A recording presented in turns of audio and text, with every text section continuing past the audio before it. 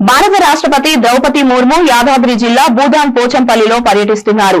శీతాకాల విడిదిలో భాగంగా హైదరాబాద్ కు వచ్చిన రాష్ట్రపతి బేగంపేట విమానాశ్రయం నుండి ప్రత్యేక హెలికాప్టర్ లో పోచంపల్లికి వెళ్లారు. పోచంపల్లిలో రాష్ట్రపతికి మంత్రులు తుమ్మల నాగేశ్వరరావు, సీతక్క, ప్రభుత్వ విప్ బింద ఐలయ్య యాదవ్, స్థానిక ఎమ్మెల్యే కుంభం అనిల్ కుమార్ రెడ్డి, కలెక్టర్, ప్రజాప్రతినిధులు, అధికారులు ఘన స్వాగతం పలికారు.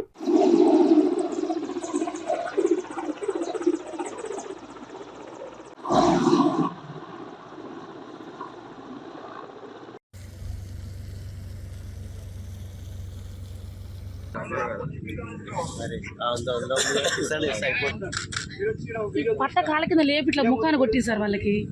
నువ్వు అని అందుకనే పుష్పాట్ పక్కన చూసుకొని చెప్తే